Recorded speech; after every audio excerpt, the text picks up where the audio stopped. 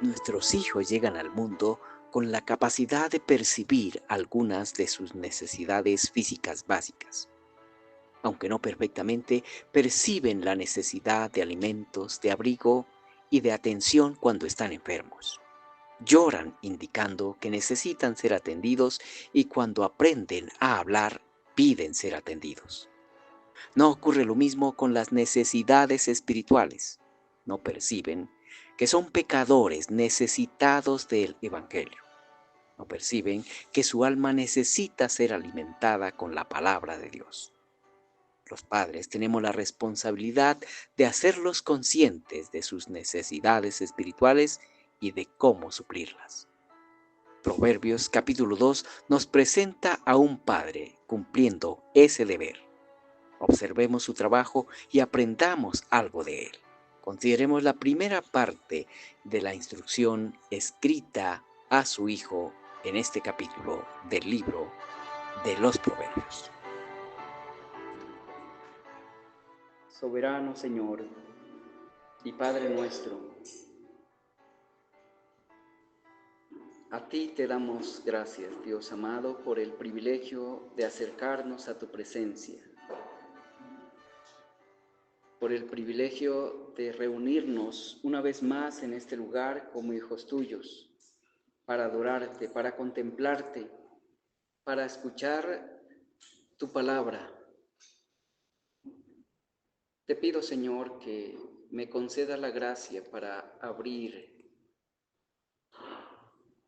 para mis hermanos y para mí estos versículos, una parte de ellos, y exponer tu voluntad para nosotros. Te ruego por los niños, por cada uno de los que estamos presentes en este lugar, que nos asista, Señor, para que te honremos en este momento. De mi parte, exponiendo tu palabra con fidelidad, con claridad, concédemelo, Señor. Y a mis hermanos, incluidos los niños, con la atención que les corresponde dar a ella. Lo rogamos, Señor, lo necesitamos recibir tu palabra, entenderla y vivir conforme a ella. No hay mejor manera de vivir, Señor, que conforme a tu palabra. Te rogamos, Padre, que dispongas nuestro corazón para oírla, para entenderla y para vivirla. Lo rogamos por los méritos de tu Hijo Jesucristo. Amén.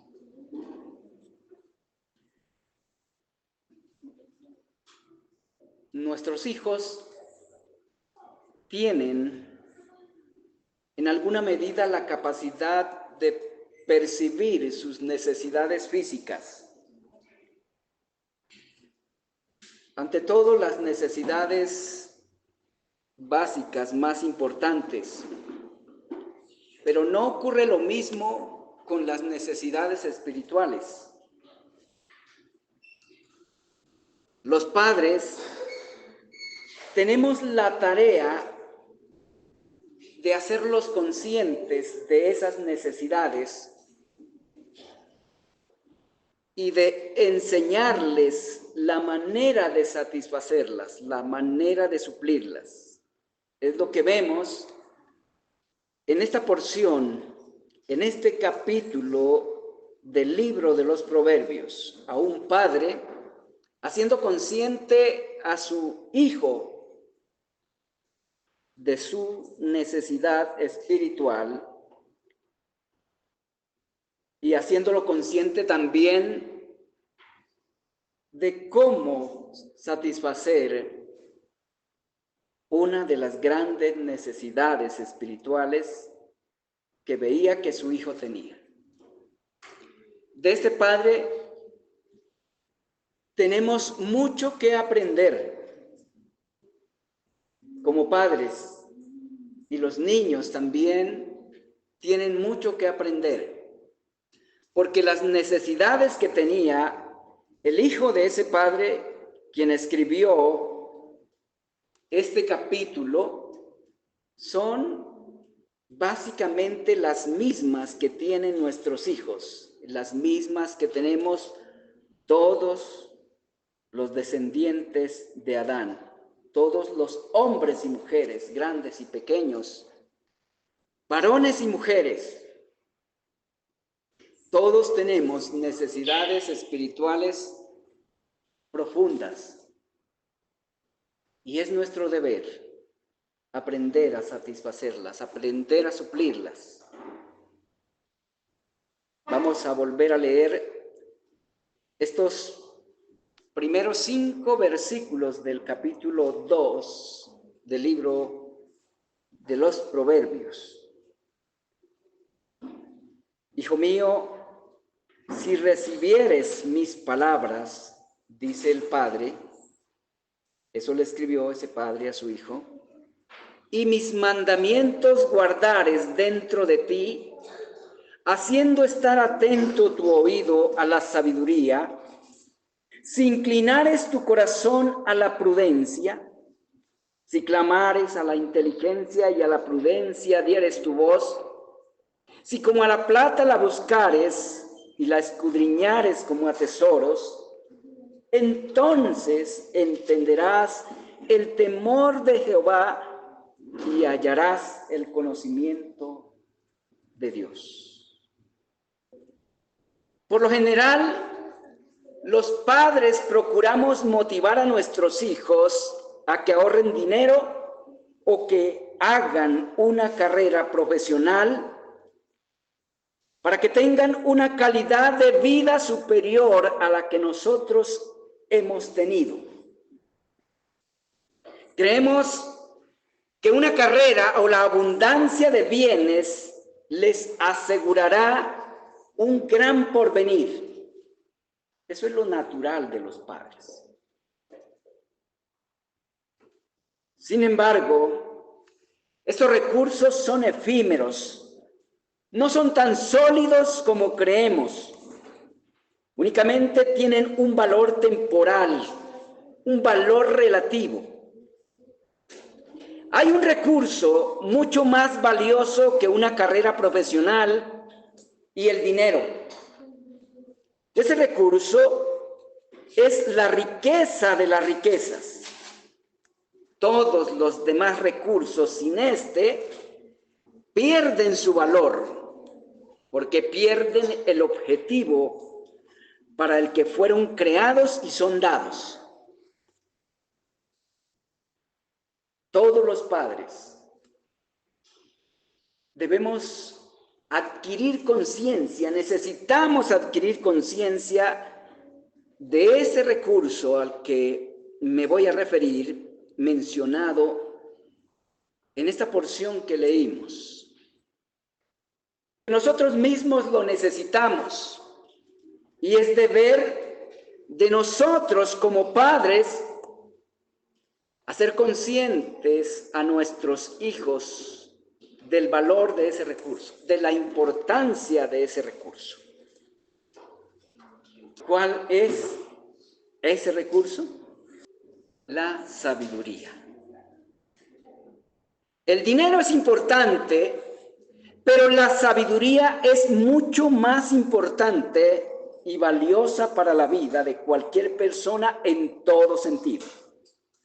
Sin sabiduría, el dinero se convierte en una trampa para el alma y cualquier otro recurso.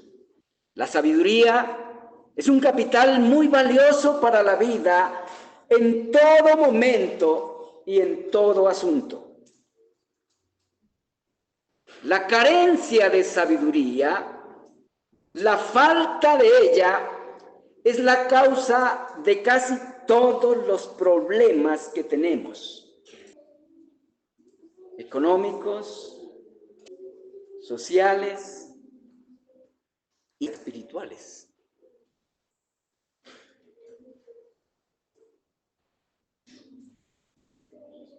Pero hallar la sabiduría requiere determinación, compromiso, humildad, dedicación y esfuerzo además de una buena tutoría paterna. Es lo que vemos ahí. En el capítulo 2 del libro a los Proverbios, versículos 1 al 4.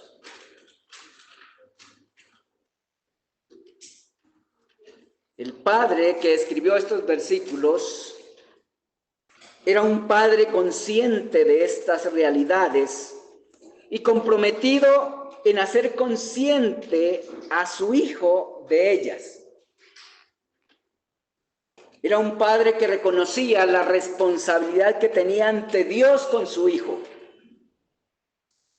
Este padre tenía claro que la sabiduría es la riqueza de las riquezas. Hallarla es hallar el tesoro de los tesoros.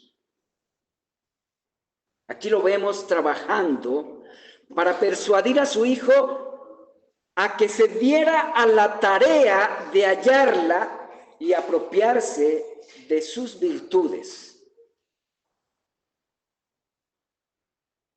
Pero hallar la sabiduría, esa sabiduría a la cual ese padre remitió a su hijo, no es únicamente la sabiduría en su forma filosófica convencional. Es la sabiduría personificada, es la sabiduría suprema, la sabiduría soberana. Es la sabiduría de la cual emanan todas las sabidurías sanas. Es la sabiduría que enseña y faculta a los hombres y a las mujeres para obrar con integridad vertical y horizontal. Si alguien no comprende alguna de las palabras que uso, tome apunte de ella y por favor pregunte después. La sabiduría referida en este libro faculta a los hombres que la hallan, con la habilidad para desenvolverse exitosamente en medio de asuntos moralmente complejos. Esta sabiduría provee a los hombres de la destreza para movernos en medio de asuntos problemáticos y salir moralmente ilesos de ellos.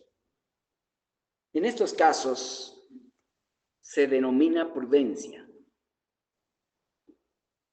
La sabiduría que este padre deseaba que su hijo hallara es la sabiduría que provee la habilidad para discernir y elegir entre lo bueno y lo malo, y entre lo bueno y lo excelente moralmente.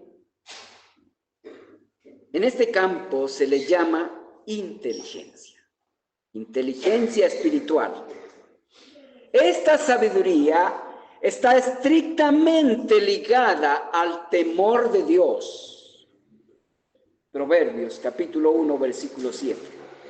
Pero también está ligada a la fe en Dios. Proverbios capítulo 3, versículos 5 y 6.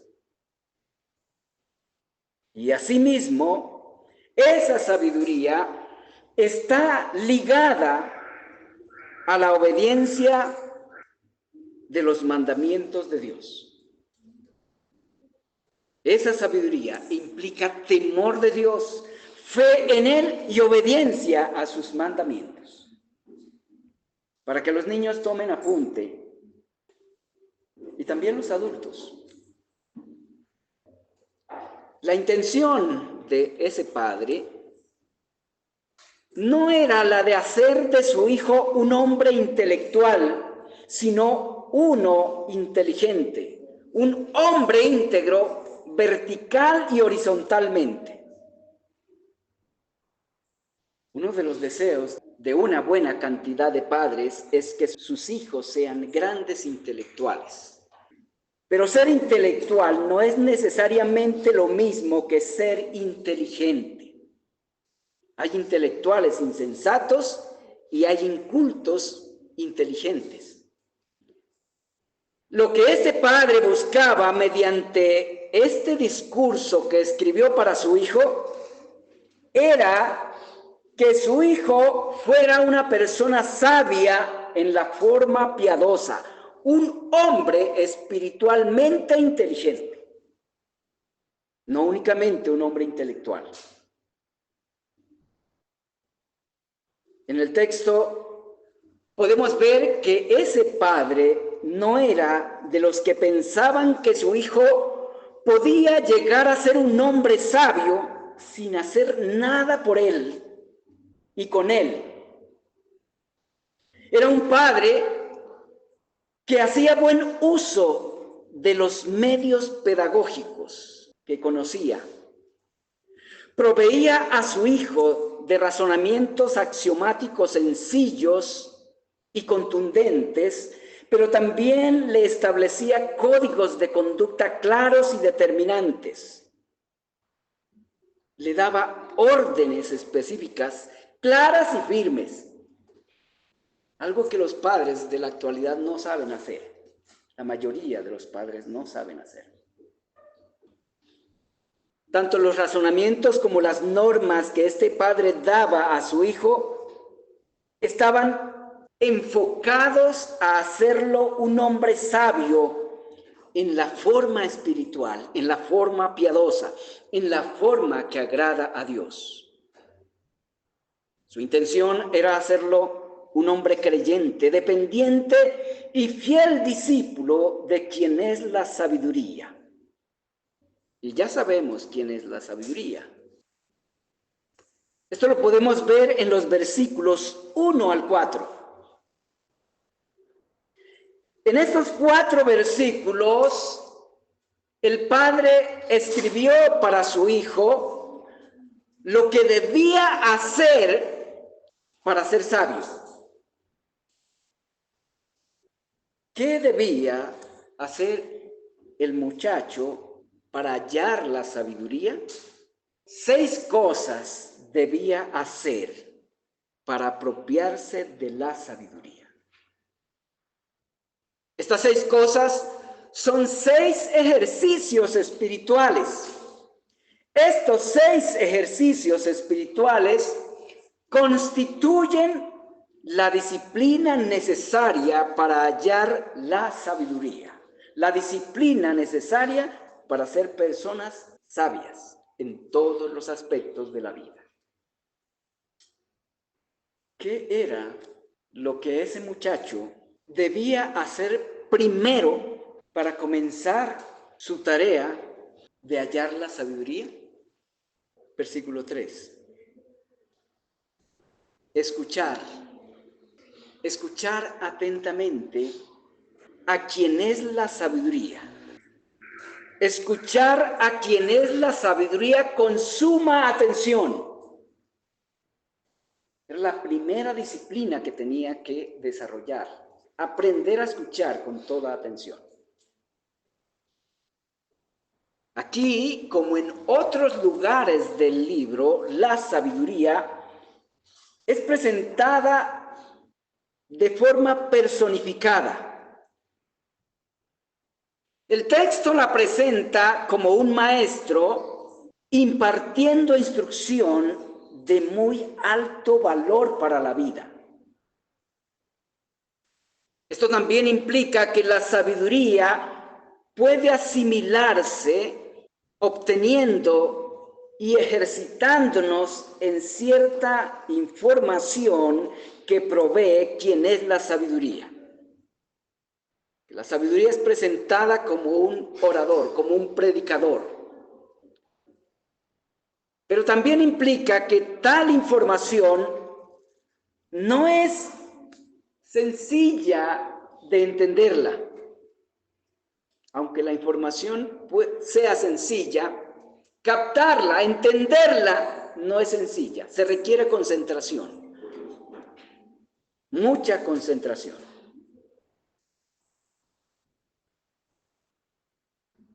Sin esa disciplina, no es fácil asimilarla.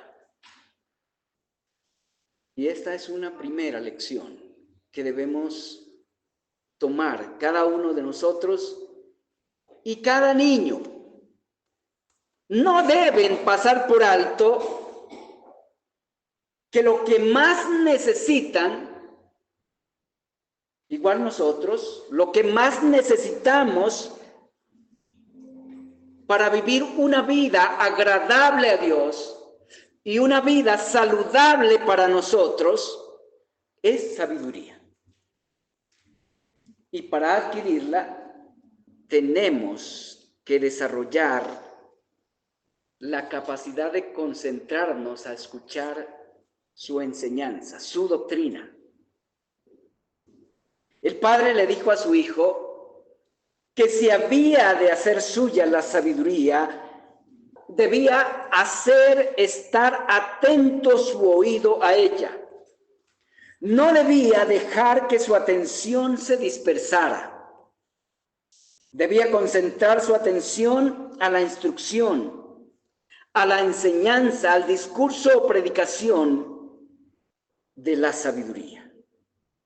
Recordemos que el Padre en el capítulo 1 ya le había dicho de qué manera la sabiduría y en qué lugares la sabiduría se hacía presente con su enseñanza, a través de una pluralidad de pregoneros, y todavía lo sigue haciendo de la misma manera. Este padre sabía que su hijo, como todos los seres humanos, había nacido con atención dispersa. Los años de hacerse responsable de sí mismo estaban llegando. Lo que el padre le dijo a su hijo en los primeros 4 versículos, a la luz de su contexto, es que si no lograba someter su voluntad a la sabiduría, no podría salir bien librado ante las amenazas de este mundo.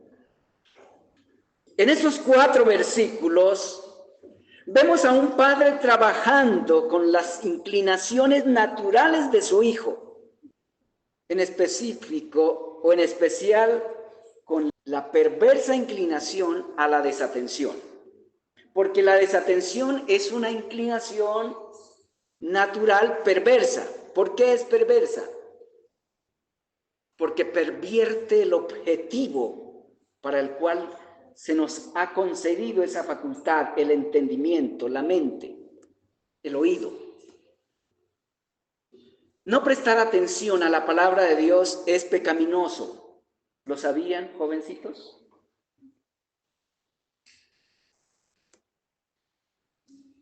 En estos 4 versículos vemos a ese padre trabajando con esa inclinación natural de su hijo. Lo responsabilizaba de su deber de atender la enseñanza de la sabiduría. Según el hilo del argumento del padre con su hijo, para hallar la sabiduría no es suficiente con almacenar la información que la sabiduría provee, y por eso da un paso más en su trabajo pedagógico. También requiere entregar el corazón a quien es la prudencia. Otro nombre que le da al mismo ser a quien él identificó como la sabiduría. Dar el corazón a quien es la prudencia. Como lo mencioné anteriormente, la prudencia en términos prácticos es la sabiduría en ejercicio, es la sabiduría en acción, es la sabiduría desenvolviéndose para salir ilesa en medio de asuntos moralmente problemáticos. Una cosa es llenar la mente de buena información y otra es hacer uso correcto de la información que se adquiere. La buena información no nos hace necesariamente sabios, al actuar. A veces ocurre lo contrario. Entre más información tenemos en la cabeza, más imprudentes nos tornamos. Inclinar el corazón a la prudencia es lo mismo que detenernos para considerar la manera de hacer uso sano de lo que conocemos o desconocemos en relación con tal o cual circunstancia o situación. La imprudencia es una característica muy común de nosotros los seres humanos. Constantemente nos estamos metiendo en problemas por falta de esta virtud. Nacemos todos los seres humanos después que Adán decidió hacer a un lado a Dios. Todos los seres humanos nacemos con un poderoso impulso a obrar sin medir los efectos o consecuencias de lo que decimos y hacemos. Para controlar este impulso es necesario no únicamente tener la cabeza llena de información, también es necesario tener la facultad de dominar los impulsos naturales para detenernos y prever los resultados de las acciones antes de proceder. ¿No es verdad que en la medida en que adquirimos información nos sentimos tentados, y si es de buena calidad, a estar exhibiéndola? Y no necesariamente con la intención de hacer uso correcto de ella, sino solamente de alardear, de presumir que aprendimos algo. Esta tendencia es una expresión de necedad, de insensatez.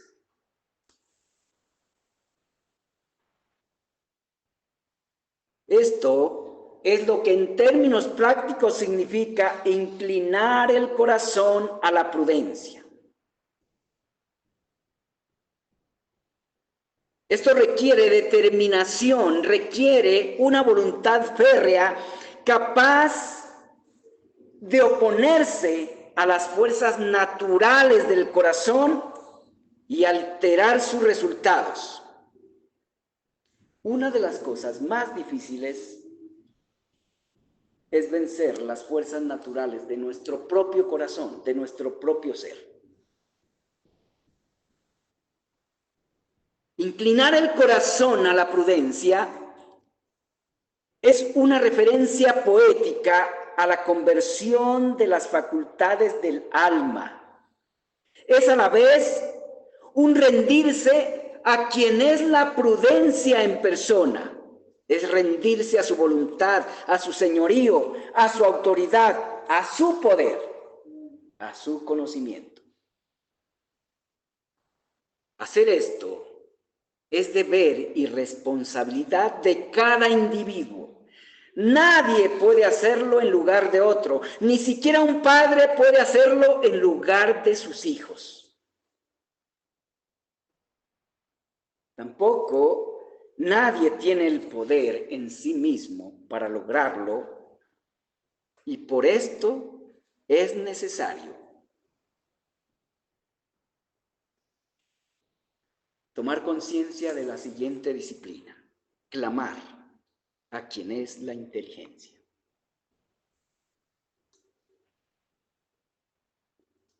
Hay un solo ser en el universo que tiene la patente del conocimiento y de la sabiduría, de la inteligencia.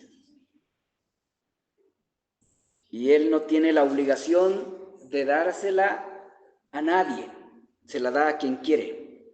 Pero todos tenemos la necesidad de adquirirla y por tanto el deber de suplicarla. Por eso, la tercera disciplina es clamar a quien es la inteligencia. Si es necesario clamar a la inteligencia, Eso implica, primero, que la inteligencia es una persona que puede oír nuestro clamor y responder a él.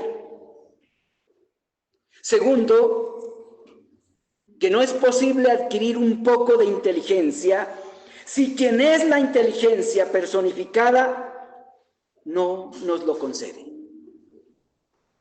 Tercero, implica que nadie es sabio, prudente e inteligente en el sentido espiritual, piadoso, en sí mismo ni por sí mismo. Nadie llega a este mundo siendo sabio, pues la sabiduría no se transmite genéticamente. Los padres sabios no necesariamente engendran hijos sabios. Todos nacemos ignorantes, insensatos. Cuarto, implica que para adquirir sabiduría en la forma bíblica, debemos comenzar entendiendo y aceptando que somos ignorantes e insensatos, necesitados de sabiduría, necesitados de prudencia, necesitados de inteligencia. Quinto, implica que los padres no podemos proveer esa sabiduría a los hijos de manera directa. Lo único que podemos hacer es remitirlos a quien es la sabiduría, a que rueguen a Él. Él es quien les puede socorrer y proveer de esa sabiduría tan importante, tan necesaria para comprenderse a sí mismos, para comprender el mundo en el que estamos viviendo y sobre todo para comprender la voluntad que ha revelado quien hizo el mundo y quien nos hizo a nosotros y para qué fuimos hechos. Eso fue lo que ese padre estaba haciendo con su hijo, según el dato que leemos en el versículo 3. Pero además de suplicar a quien es la sabiduría, el padre le dijo a su hijo que debía buscarla como a la plata y escudriñarla como a tesoros. Ese padre le dijo a su hijo: si como a la plata la buscares y la escudriñares como a tesoros. Y luego viene un entonces al que me voy a referir después. En esta exhortación que el padre dio a su hijo, ese padre da por sentado varias cosas. De acuerdo a esta exhortación, quien es la sabiduría es hallable, es escudriñable. De eso habló el Señor Jesucristo refiriéndose a sí mismo ante los judíos, Juan capítulo 5, versículo 39. Pero hallarle demanda esfuerzo, demanda disciplina. Hay que disponer el entendimiento, entregar el corazón y hay que orar con súplica, con clamor. Pero además demanda trabajo.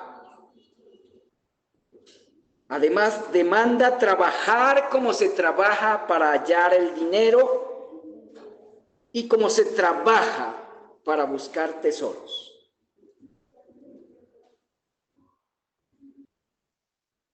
El beneficio que trae la sabiduría es el más grande beneficio que puede adquirir una persona.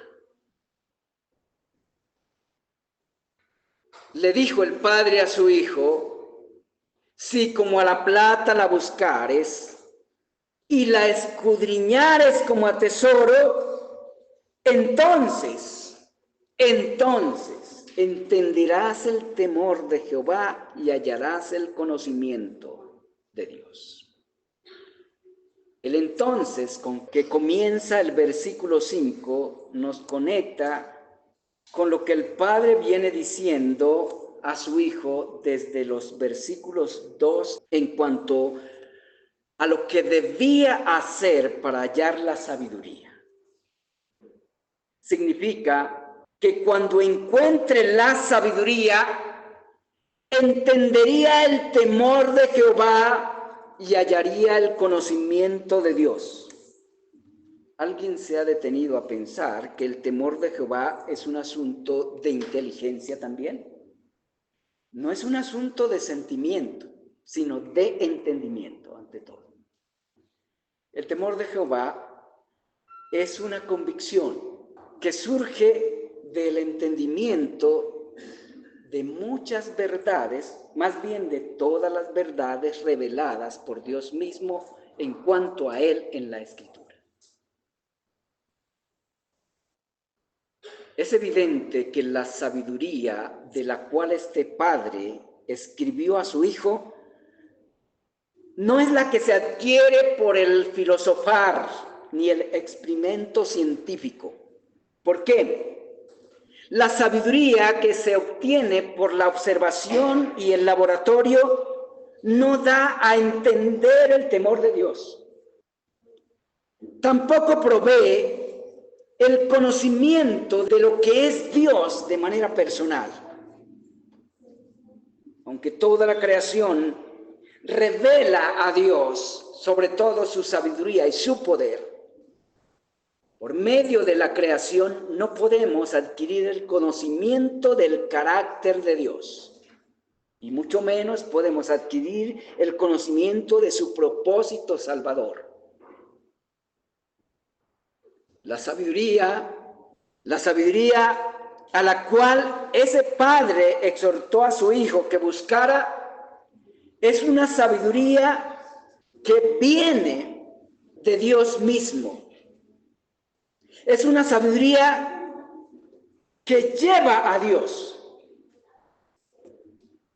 Cuando alguien halla esta sabiduría, su primer resultado es entender el temor de Jehová y obtener el conocimiento de Dios.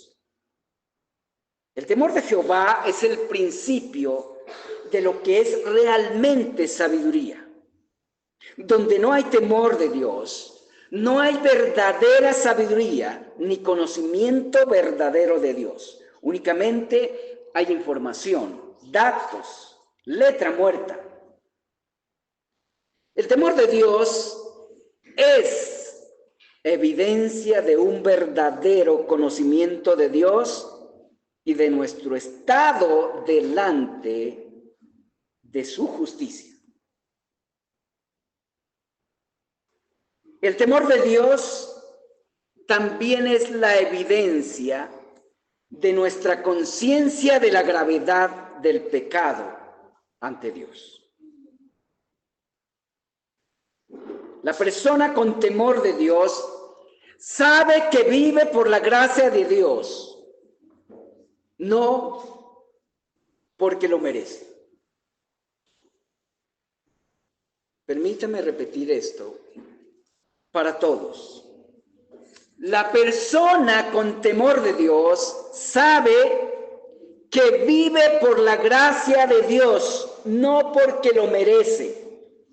Por lo cual, donde hay temor de Dios, también hay admiración, asombro, respeto, fe, humildad, obediencia y gratitud a Dios. Las personas con verdadero temor de Dios son humildes en medio de las peores circunstancias. Nunca reclaman porque saben que Dios no les debe nada absolutamente. O bueno, lo único que les debe es lo que merecen sus pecados. Pero nadie clamará a Dios que le dé lo que merece.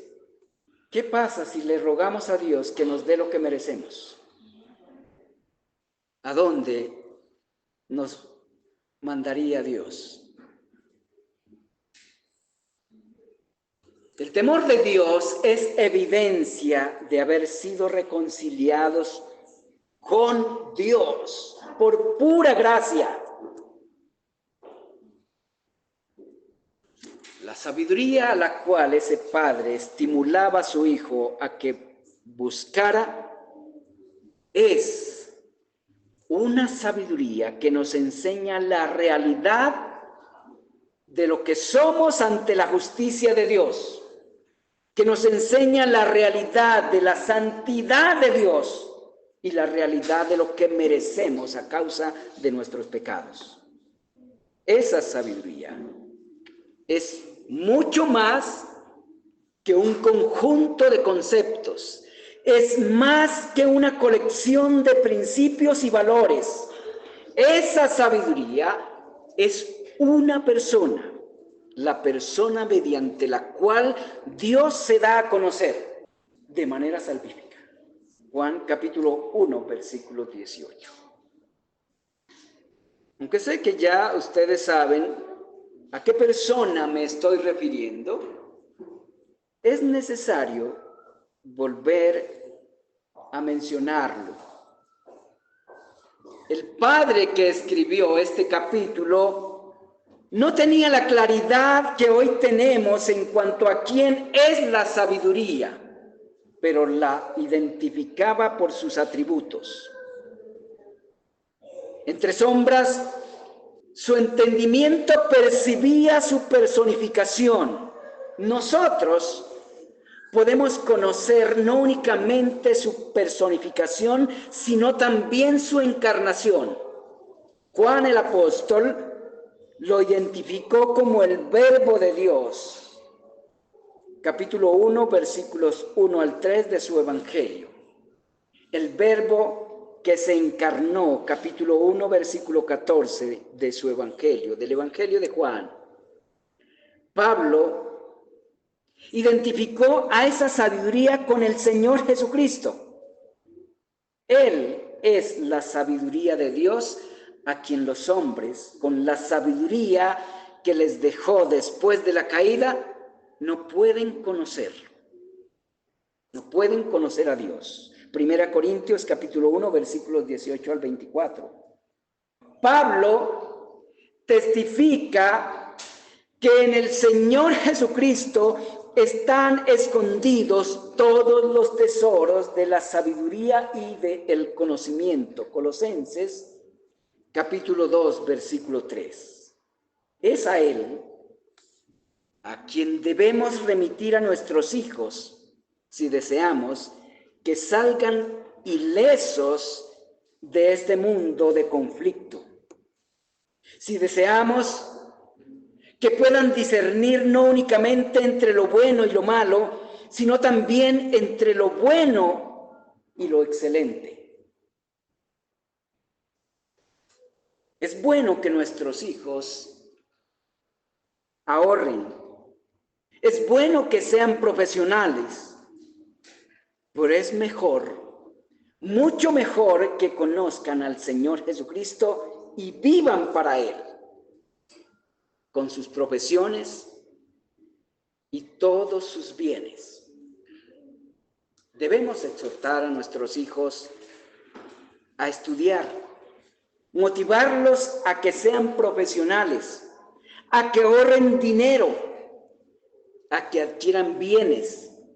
Pero mucho más debemos estimularlos a que busquen, a que conozcan al Señor Jesucristo, a que se apropien de su palabra y de su espíritu.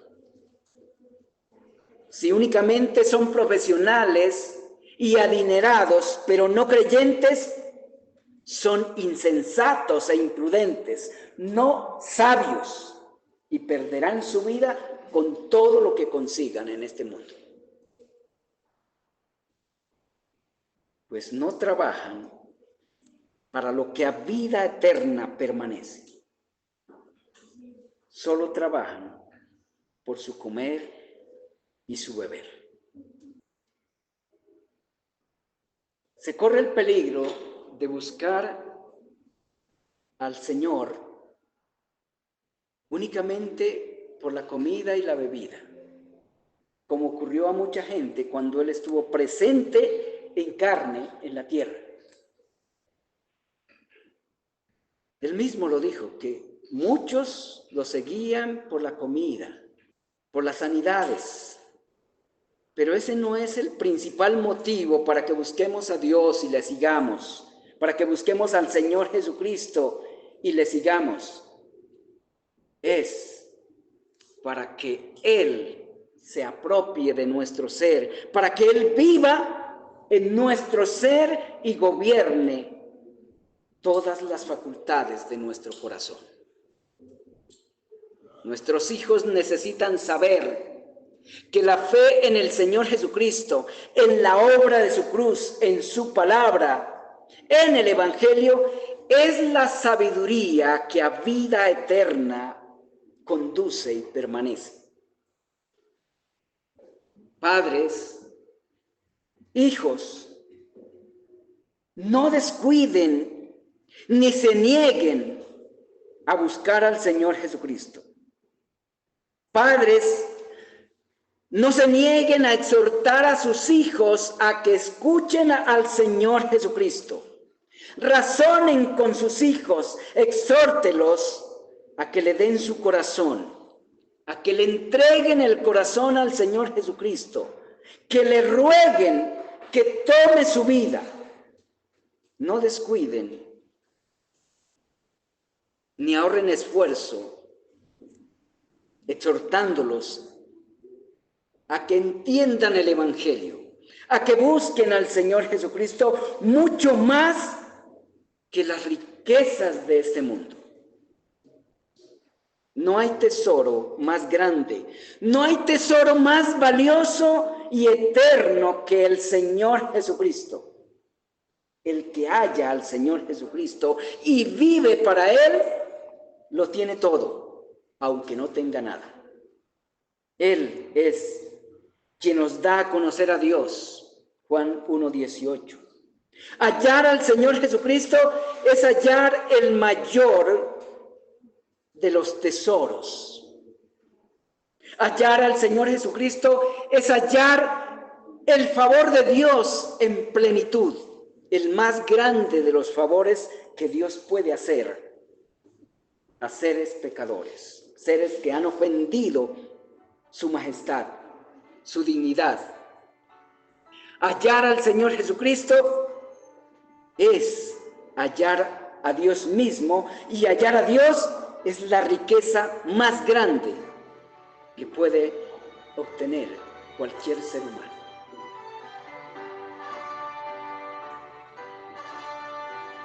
Padre glorioso, gracias por tu palabra. Gracias por el privilegio que nos das de tenerla, de escucharla, de exponernos a ella. Rogamos, Señor, que nos concedas la diligencia para enseñársela a nuestros hijos, a nuestros nietos. Y rogamos que le concedas a nuestros hijos, a nuestros nietos, recibirla. Disponer su corazón a ella, para bendición de sus almas, a fin de que aprendan a honrarte, a vivir para aquello para lo cual los has creado. Te lo pedimos por los méritos de nuestro Señor Jesucristo. Amén.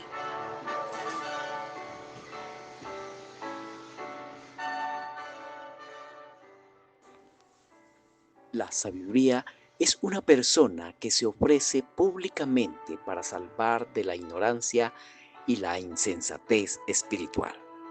Dispensa su esencia y su carácter mediante su palabra. Adquirirla requiere 6 ejercicios espirituales.